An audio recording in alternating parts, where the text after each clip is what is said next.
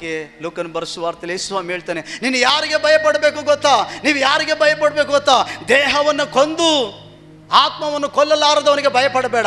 ಚರ್ಚಿಗೆ ಬಂದರೆ ಯಾರು ಹೊಡೆದು ಬಿಡ್ತಾರೆ, ನಾವು ಪ್ರೇಯರ್ಗೆ ಹೋಗ್ತಿದ್ದೀವಿ ಅಂದರೆ ಆಡ್ಕೊಬಿಡ್ತಾರೆ, ನಮಗೇನೋ ಮಾಡಿಬಿಡ್ತಾರೆ. ಆ ದೇಹವನ್ನು ಕೊಂದು ಆತ್ಮವನ್ನು ಕೊಲ್ಲಲಾರದವನಿಗೆ ಭಯಪಡಬೇಡ. ಆದರೆ ನೀನು ಭಯಪಡಬೇಕಾಗಿರೋದು ಯಾರು ಗೊತ್ತಾ? ಯೇಸು ಹೇಳ್ತಾನೆ, ದೇಹ ಆತ್ಮ ಎರಡನ್ನು ಕೊಂದು ಆರದೇ ಇರುವ ಬೆಂಕಿ ಕೆರೆಯಲ್ಲಿ ಹಾಕುವಂಥ ನನಗೆ ನೀನು ಭಯಪಡಬೇಕು ಅಂತ ಯೇಸು ಹೇಳ್ತಾನೆ. ಯಾರಿಗೆ ಭಯಪಡಬೇಕು ನಾವು?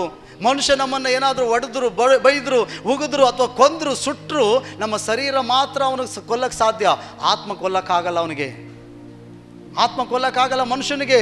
ನೀ ಚರ್ಚ್ಗೆ ಹೋಗ್ತಿ, ಪ್ರಾರ್ಥನೆಗೆ ಹೋಗ್ತಿ, ಯೇಸು ಸ್ವಾಮಿ ಬಗ್ಗೆ ಸಾರ್ತಿ, ಯೇಸು ಸ್ವಾಮಿ ನಂಬ್ಕೊಂಡಿದ್ದೆ ಅಂತ ಹೇಳಿದ್ದೇನೆ, ನಿನ್ನ ವಿರೋಧಿಸ್ಬೋದು, ಹೊಡಿಬೋದು, ಹೀಯಾಳಿಸ್ಬೋದು, ಅಥವಾ ನೀನು ನೇಣಗಂಬಕ್ಕೆ ಹಾಕ್ಬೋದು, ಅಥವಾ ನೀನು ಸುಡ್ಬೋದು. ದೇಹ ಮಾತ್ರ ನಿನ್ನ ಕೊಲ್ಲಕ್ಕೆ ಸಾಧ್ಯ ಅವನ ಕೈಯಲ್ಲಿ. ಮನುಷ್ಯನ ಕೈಯಲ್ಲಿ ನಿನ್ನ ಆತ್ಮನ ಕೊಲ್ಲಕ್ಕಾಗಲ್ಲ. ಆದರೆ ಯೇಸು ಹೇಳ್ತಾನೆ, ಅವನಿಗೆ ನೀನು ಭಯಪಡಬೇಡ, ಅವಳಿಗೆ ನೀನು ಭಯಪಡಬೇಡ. ನಿನ್ನ ದೇಹ ಆತ್ಮ ಎರಡನ್ನು ಕೊಲ್ಲುವ ಶಕ್ತಿ ನನಗಿರೋದು. ಅದು ಆರದೇ ಇರುವ ಬೆಂಕಿಗೆ ಹಾಕುವ ಆತನಿಗೆ ಭಯಪಡು ಅಂತ ಹೇಳ್ತದೆ. ನಿನ್ನ ಆತ್ಮ ನರಕಕ್ಕೆ ಹಾಕುವವನಿಗೆ ಭಯಪಡು. ಮನುಷ್ಯನಿಗೆ ಭಯಪಟ್ಟು ಪಾಪ ಮಾಡ್ತಾ ಆತ್ಮಿಕವಾಗಿ ಸತ್ತೋಗ್ಬೇಡ. Hallelujah, hallelujah. ಯೇಸು ಕ್ರಿಸ್ತನು ಒಂದು ಜಯ ಘೋಷದೊಡನೆ ಎದ್ದು ಬರ್ತಿದ್ದಾನೆ. ಮರಣವೇ ನಿನ್ನ ಕೊಂಡಿಯಲ್ಲಿ, ಮರಣಕ್ಕೆ ಕಾರಣ ಆಗಿರೋ ಪಾಪವೇ ನಿನ್ನ ಜಯವೆಲ್ಲಿ, ನೀನು ಕೇಕೆ ಹಾಕಬೇಡ, ನಾನು ನಿನ್ನ ಮೇಲೆ ವಿಜಯವನ್ನು ಸಾಧಿಸಿದ್ದೇನೆ. ಹಲ್ಲೆಲೂಯಾ. ಮರಣ ನಮ್ಮ ಮೇಲೆ ಅಧಿಕಾರ ನಡೆಸೋದು ಪ್ರಿಯರೇ. ಯಾರ್ಯಾರು ಯೇಸು ಕ್ರಿಸ್ತನ ನಂಬುತ್ತಾರೋ ಅವರ ಮೇಲೆ ಮರಣ ಅಧಿಕಾರ ನಡೆಸುವುದಿಲ್ಲ. ಯಾಕೆಂದರೆ ಯೇಸು ಸ್ವಾಮಿ ಹೇಳ್ತಿದ್ದಾನೆ, ನಾನೇ ಪುನರುತ್ಥಾನವು ಜೀವವಾಗಿದ್ದೀನಿ, ನನ್ನ ನಂಬುವವರು ಸತ್ತರೂ ಬದುಕುತ್ತಾರೆ, ಬದುಕುತ್ತಾ ನಂಬುವವರು ಎಂದಿಗೂ ಸಾಯುವುದಿಲ್ಲ ಅಂತ ಹೇಳಿದ್ದಾನೆ. ಇದರ ಅರ್ಥ ಏನು ಗೊತ್ತಾ? ನೀನು ಶಾರೀರಿಕವಾಗಿ ಸಾಯಲ್ಲ ಅಂತ ಅಲ್ಲ. ಶಾರೀರಿಕವಾಗಿ ನಾನು ಸಾಯ್ತೀನಿ, ನೀನು ಸಾಯ್ತಿ, ಆದರೆ ಆತ್ಮಿಕವಾಗಿ ಸಾಯಲ್ಲ ಅಂತ ಹೇಳ್ತಿದ್ದಾನೆ ದೇವರು. ನೀನು ಆತ್ಮ ನರಕಕ್ಕೆ ಹೋಗಲ್ಲ ಅಂತ ಹೇಳ್ತಿದ್ದಾನೆ ದೇವರು. ಅದಕ್ಕಾಗಿ ಯೇಸು ಸ್ವಾಮಿ ಹೇಳ್ತಾ ಇರೋದು, ನನ್ನ ನಂಬೋರು ಸತ್ತರು ಬದುಕುತ್ತಾರೆ. ನೀನು ಯೇಸುವನ್ನು ನಂಬುತ್ತೀಯಾ? ನೀನು ಸತ್ತೋಗಿರುವಂಥ ಆತ್ಮ ಬದುಕ್ತದೆ.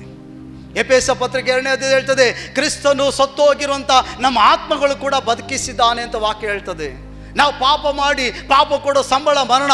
ಆದಾಮನ ರೀತಿಯಲ್ಲಿ ಅವಳ ರೀತಿಯಲ್ಲಿ ದೇವರಿಗೆ ವಿರೋಧವಾಗಿ ಜೀವಿಸಿ ನಾವು ಆತ್ಮಿಕವಾಗಿ ಸತ್ತೋಗಿದ್ದೀವಿ.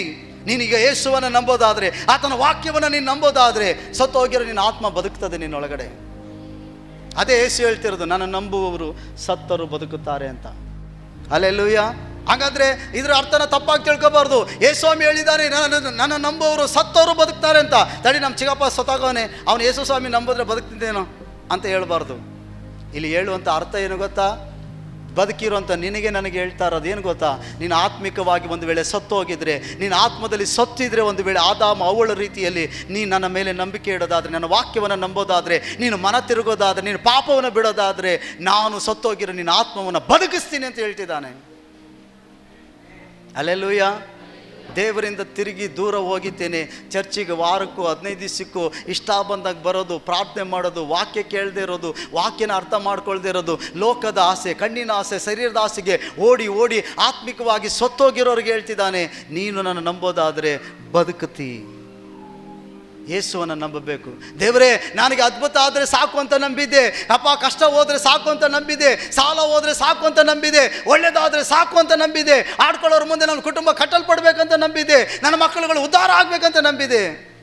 ಆದರೆ ಆ ನಂಬಿಕೆಗಳನ್ನ ಬಿಟ್ಟು ನಾನು ಬದುಕಬೇಕಂತ ಇನ್ನು ಮುಂದೆ ನಂಬುತ್ತೀನಿ ನಿನ್ನನ್ನು. ಹಲ್ಲೆಲೂಯಾ.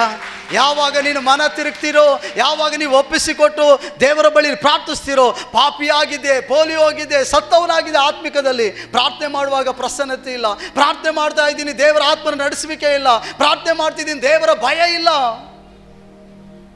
ಇಷ್ಟ ಬಂದಂಗೆ ತಿರುಗ್ತಿದ್ದೀನಿ ಅಂದರೆ ನನ್ನ ಆತ್ಮಿಕ ಜೀವಿತ ಸತ್ತೋಗ್ಬಿಟ್ಟೈತಪ್ಪ. ನಾನು ಒಳ್ಳೆ ಭಕ್ತಿವಂತಳೆ, ಆದರೆ ನನ್ನ ಆತ್ಮಿಕ ಜೀವಿತ ಸತ್ತೋಗ್ಬಿಟ್ಟೈತೆ. ಇವತ್ತು ನಾನು ನಿನ್ನ ವಾಕ್ಯನ ಕೇಳಿ ನಾನು ಈ ಪುನರುತ್ಥಾನದಲ್ಲಿ ನಿನ್ನ ಮೇಲೆ ನಾನು ವಿಶ್ವಾಸ ಇಡ್ತೀನಿ ಅಂತ ನೀನು ಒಪ್ಪಿಸಿಕೊಡೋದಾದರೆ, ಆತನ ವಾಕ್ಯನ ಕೇಳಿ ಆತನ ಏನು ಹೇಳ್ತಾನೋ ಅದನ್ನು ನೀನು ಮಾಡೋದಾದರೆ, ಸತ್ತೋಗಿರೋ ನಿನ್ನ ಆತ್ಮವನ್ನು ಆತನ ಬದುಕಿಸ್ತಾನೆ. ಹಲ್ಲೆಲೂಯಾ. ಅದಕ್ಕೆ ಆತನ ಹೇಳ್ತಿರೋದು, ನನ್ನ ನಂಬುವವರು ಸತ್ತರು ಬದುಕುವನು. ಕಾನಾ ಊರಿನಲ್ಲಿ ಮದುವೆ ನಡೀತೈತೆ, ದ್ರಾಕ್ಷರಸ ತೀರಿ ಹೋಯಿತು. ಯೇಸುಸ್ವಾಮಿ ತಾಯಿ ಬಂದು ಯೇಸುಸ್ವಾಮಿಗೆ ಹೇಳ್ತಿದ್ದಾಳೆ, ಅಪ್ಪ ಅವ್ರ ಮನೆಯಲ್ಲಿ ದ್ರಾಕ್ಷರಸ ತೀರಿ ಹೋಯ್ತು ಅಂತ ಹೇಳುವಾಗ ಯೇಸುಸ್ವಾಮಿ ಹೇಳ್ತಾನೆ, ನನ್ನ ಸಮಯವು ಇನ್ನೂ ಬಂದಿಲ್ಲ, ನನ್ನ ಗೊಡವೆ ನಿನಗೇಕೆ ಆಗ ಯೇಸುಸ್ವಾಮಿ ತಾಯಿ ಹೇಳ್ತಾಳೆ, ಶಿಷ್ಯಂದಿರನ್ನು ಕರೆದು, ಆತನು ಏನು ಹೇಳ್ತಾನೋ ಅದನ್ನು ಮಾಡಿ, ಆತನು ಏನು ಹೇಳ್ತಾನೋ ಅದನ್ನು ಮಾತ್ರ ಮಾಡಿ. ನಿನ್ನ ಆತ್ಮ ಬದುಕಬೇಕಂದ್ರೆ ಹಲ್ಲೆಲೂಯ, ಆತನು ಏನು ಹೇಳ್ತಾನೋ ಅದನ್ನು ಮಾತ್ರ ಮಾಡಬೇಕು. ಹಲ್ಲೆಲೂಯ. ನೀನು ಜನರು ನೋಡಲಿ ಅಂತ ಮಾಡಬಾರ್ದು, ನಿನಗಿಷ್ಟ ಆಗಿದ್ದನ್ನು ಮಾಡಬಾರ್ದು. ಆತನಿಗೆ ಏನು ಇಷ್ಟ ಅಂತ ತಿಳ್ಕೊಂಡು ನೀನು ಮಾಡೋದಾದರೆ ನಮ್ಮ ಆತ್ಮ ಬದುಕಿರ್ತದೆ. ಆತನು ಹೇಳುವಾಗೆ ನಡೀತೀನಿ, ಆತನು ಹೇಳುವಾಗೆ ಜೀವಿಸ್ತೀನಿ, ಆತನು ಹೇಳುವ ಕಾರ್ಯಗಳು ಮಾತ್ರ ಮಾಡ್ತೀನಿ ಅಂತ ಆಗಲೇ ಆತನು ನನ್ನನ್ನು ನಿಮ್ಮನ್ನು ಬದುಕಿಸ್ಲಿಕ್ಕೆ ಸಾಧ್ಯ. ಮರಿಯಳು ಬಂದು ಹೇಳ್ತಿದ್ದಾಳೆ, ಶಿಷ್ಯಂದಿರು ಕರೆದು ಆತನು ಏನು ಹೇಳ್ತಾನೋ ಅದನ್ನು ಮಾಡಿ. ಈಗ ಯೇಸುಸ್ವಾಮಿ ಹೇಳ್ತಿದ್ದಾನೆ, ಇದು ಕಂಠದ ತುಂಬ ನೀರನ್ನು ತುಂಬ್ರಿ. ಅವರು ನೀರು ತುಂಬಿದ್ರು. ಆತನು ಏನು ಹೇಳ್ದ, ನೀರು ತುಂಬಿ ಅಂತ ನೀರು ತುಂಬಿದ್ರು. ಈಗ ಹೇಳ್ತಿದ್ದಾನೆ, ತೆಗೆದುಕೊಂಡು ಹೋಗಿ ಬಡಿಸ್ರಿ. ಅದು ನೀರು ದ್ರಾಕ್ಷರಸವಾಗಿ ಬದಲಾಯಿತು. ಹಲ್ಲೆಲೂಯ. ಇದರಿಂದ ನಾವೇನು ಕಲಿತೀವಿ ಗೊತ್ತಾ? ಸತ್ತೋಗಿರೋ ನಿನ್ನ ಆತ್ಮ ಇವತ್ತು ಯೇಸುವನ್ನ ನಂಬಿ ಆತನು ಏನು ಹೇಳ್ತಾನೋ, ದೇವರೇ ನೀನು ಏನು ಹೇಳ್ತೀಯೋ ಅದನ್ನು ಮಾತ್ರ ಮಾಡ್ತೀನಿ ಅಂತ ಒಪ್ಪಿಸಿಕೊಡೋದಾದರೆ ಸತ್ತೋಗಿರೋ ನಿನ್ನ ಆತ್ಮ, ಖಾಲಿ ಆಗಿರೋ ನಿನ್ನ ಆತ್ಮನ ಮತ್ತೆ ದೇವರು ತುಂಬಿಸ್ತಾನೆ. ಹಲ್ಲೆಲೂಯ. ಪ್ರಿಯರೇ, ಆತ್ಮಿಕ ಮರಣದಲ್ಲಿ ನಷ್ಟಗಳು ಜಾಸ್ತಿ ಗೊತ್ತಾಗದೇ ಇರ್ಬೋದು. ಆತ್ಮಿಕ ಮನುಷ್ಯನಿಗೆ ಮಾತ್ರ ಗೊತ್ತಾಗೋದು. ಹಲ್ಲೆಲೂಯ. ಆದಾಮ ಅವ್ವ ಆತ್ಮಿಕವಾಗಿ ಸತ್ತೋದ್ರು, ಶಾರೀರಿಕವಾಗಿ ಬದುಕಿದ್ರು. ಇವತ್ತು ನಾನು ಬದುಕಿದ್ದೀನಲ್ಲ, ಚೆನ್ನಾಗಿದ್ದೀನಲ್ಲ, ದೇವ್ರು ನನಗೆ ಉಪಕಾರ ಮಾಡ್ತಿದ್ದಾನ ಅಂತೇಳಿ ಮತ್ತೆ ಪಾಪ ಮಾಡ್ಕೊಂಡು ಹೋಗಬೇಡ. ಯಾಕಂದರೆ ಆದಾಮ ಅವಳನ್ನು ದೇವರು ಹಣ್ಣು ತಿನ್ನಬೇಡ ಅಂತ ಹೇಳಿದಾಗ ತಿಂದು ಪಾಪ ಮಾಡಿದಾಗ ಅಲ್ಲಿದ್ದಂಥ ಆತ್ಮ ಸತ್ತೋಯ್ತು, ಆತ್ಮಿಕ ಜೀವಿತ ಸತ್ತೋಯ್ತು. ಶಾರೀರಿಕವಾಗಿ ಅವರಿಗೆ ದೇವರು ಸಹಾಯ ಮಾಡ್ದ. ಅವರು ಉಟ್ಕೊಂಡಿದ್ದಂಥ ಅಂಜೂರದ ಎಲೆ ಅವರ ಮೈನ ಮುಚ್ಚಲಿಲ್ಲ. ಅದಕ್ಕೆ ಒಂದು ಪ್ರಾಣಿನ ಕೊಂದು ಅದನ್ನು ಚರ್ಮವನ್ನು ಬಟ್ಟೆಯಾಗಿ ಮಾಡಿದ್ದೇನೆ ಆ ಸ್ತ್ರೀಯರಿಗೆ, ಪುರುಷನಿಗೆ ಒದಗಿಸಿಕೊಡ್ತಾನೆ ದೇವರು. ಅಲ್ಲಿಂದ ಉಪಕಾರ ಮಾಡ್ಕೊಂಡು ಬಂದ ದೇವರು ಶಾರೀರಿಕವಾಗಿ. ಆದರೆ ಅವರ ಆತ್ಮಿಕ ಜೀವಿತ ಏನಾಗಿತ್ತು? ಸತ್ತೋಗಿತ್ತು. ದೇವರು ಉಪಕಾರ ಮಾಡ್ಕೊಂಡೇ ಬಂದ. ಇವತ್ತು ದೇವರು ನಿನಗೆ ಉಪಕಾರನೇ ಮಾಡ್ತಿದ್ದಾನೆ, ನಿನಗೆ ಅದ್ಭುತನೇ ಮಾಡ್ತಿದ್ದಾನೆ, ನಿನಗೆ ಸಹಾಯನೇ ಮಾಡ್ತಿದ್ದಾನೆ. ಹಂಗಂತ ಹೇಳಿ ದೇವ್ರು ನನ್ನ ಹತ್ರ ಇಲ್ವಾ, ದೇವ್ರು ನನ್ನ ಪ್ರಾರ್ಥನೆ ಕೇಳ್ತಿಲ್ವಾ, ದೇವ್ರು ನನ್ನ ಕಾಯ್ದು ಕಾಪಾಡಿಲ್ವಾ ಅಂತೇಳಿ ಮತ್ತಷ್ಟು ಪಾಪಕ್ಕೆ ಹೋಗ್ಬೇಡ. ನಿನ್ನ ಆತ್ಮಿಕ ಜೀವಿತ ಗಮನಿಸು. ನಿನ್ನ ಆತ್ಮಿಕ ಮನುಷ್ಯ ಬದುಕಿದ್ದಾನೋ ಸತ್ತಿದ್ದಾನೋ ಗಮನಿಸು. ಶಾರೀರಿಕವಾಗಿ ದೇವರು ನಿನಗೆ ಅವಕಾಶಗಳು ಕೊಡ್ತಿದ್ದಾನೆ, ಸಹಾಯ ಮಾಡ್ತಿದ್ದಾನೆ ಮನ ತಿರುಗಲಿಕ್ಕೆ. ಅದನ್ನು ಇಟ್ಕೊಂಡಿದ್ದೇನೆ. ನಿನ್ನ ಆತ್ಮಿಕದ ಜೀವಿತದ ಕಡೆ ಗಮನ ಕೊಡದೆ ಹೋದರೆ ಆತ್ಮಿಕ ಮನುಷ್ಯ ಸತ್ತೋಗಿದ್ದಾನೆ ಅನ್ನೋದು ಏನಂತೆ ನೀನು ಗುರುತಿಸದೆ ಹೋದರೆ ನೀನು ಮೋಸ ಮಾಡ್ಕೊಳ್ತೀಯ ಅಷ್ಟೇ. Hallelujah, hallelujah. ಅದಕ್ಕೆ ಯೇಸು ಹೇಳ್ತಿದ್ದಾನೆ, ನನ್ನ ನಂಬುವವರು ಸತ್ತರೂ ಬದುಕುತ್ತಾನೆ. ಪಾಪ ಮಾಡಿ ಸತ್ತೋಗಿದೆಯಾ? ಪಾಪ ಮಾಡಿ ನಿನ್ನ ಆತ್ಮ ಸತ್ತೋಗ್ಬಿಟ್ಟೈತಾ? ಮೊದಲ ಥರ ಪ್ರಾರ್ಥನೆ ಮಾಡೋಕ್ಕಾಗ್ತಾ ಇಲ್ವಾ? ಮೊದಲ ಥರ ದೇವರ ಆರಾಧನೆ ಮಾಡೋಕ್ಕಾಗ್ತಾ ಇಲ್ವಾ? ಮೊದಲ ಥರ ದೇವರಿಗೆ ಬಳಿಗೆ ಬರೋಕ್ಕಾಗ್ತಾ ಇಲ್ವಾ? ಮೊದಲ ಥರ ದೇವರ ಭಯಭಕ್ತಿಯಲ್ಲಿ ಜೀವಿಸೋಕ್ಕಾಗ್ತಾ ಇಲ್ವಾ? ಮೊದಲಂತೆ ದೇವರ ವಾಕ್ಯನ ಓದಿ ಅರ್ಥ ಮಾಡ್ಕೊಳ್ಳೋಕ್ಕಾಗ್ತಾ ಇಲ್ವಾ? ಮೊದಲ ಥರ ನಾನು ಪರಿಶುದ್ಧತೆಯಲ್ಲಿ ಜೀವಿಸೋಕ್ಕಾಗ್ತಾ ಇಲ್ಲ. ಹಾಗಾದ್ರೆ ನಿನ್ನ ಆತ್ಮಿಕ ಜೀವಿತ ಸತ್ತೋಗೈತೆ ಅಂತ ಅರ್ಥ. ಅದಕ್ಕೆ ಯೇಸು ಹೇಳ್ತಿದ್ದಾನೆ, ಯಾರ್ಯಾರು ಈ ರೀತಿ ಇದ್ದೀರೋ ನೀವು ನನ್ನನ್ನು ನಂಬೋದಾದರೆ ಬದುಕಿಕೊಳ್ತೀರಿ ಅಂತ ಹೇಳ್ತಿದ್ದಾನೆ. ಈ ಪುನರುತ್ಥಾನದಲ್ಲಿ ನಿಮ್ಮ ಆತ್ಮವನ್ನು ಬದುಕಿಸೋಕ್ಕೆ ಇಷ್ಟಪಡ್ತಾನೆ ಯೇಸು.